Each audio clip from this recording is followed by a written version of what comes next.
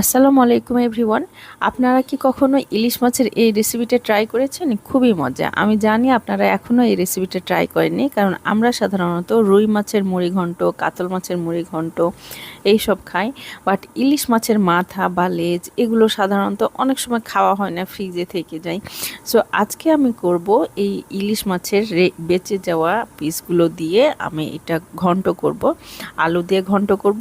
আমার এটা ভীষণ মজা লাগে, বিকজ আমার এমনিতে ইলিশ মাছ অনেক পছন্দ।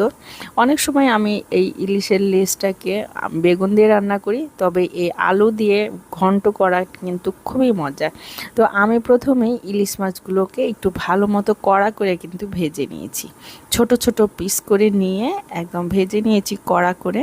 তারপর আমি মাছের যেসব মশলা দেয় সেই সব মশলা দিয়ে একটু কাঁচামরিচটা বেশি দিয়েছি। তারপর আমি আলুটা কষাই নিয়েছি, কষাই নিয়ে আমি আলুটা সেদ্ধ করেছি। সেদ্ধ করার পর আমি কিন্তু ঘুটে দিয়েছি। তারপর আমি ইলিশ মাছগুলো দিয়েও একটু ভালো মতো ঘুটে দিয়েছিলাম। এখন আমি দিয়ে দিলাম সরিষার তেল, বিকজ লাস্টে সরিষার তেল দিলে খুব সুন্দর একটা স্মেল আসে।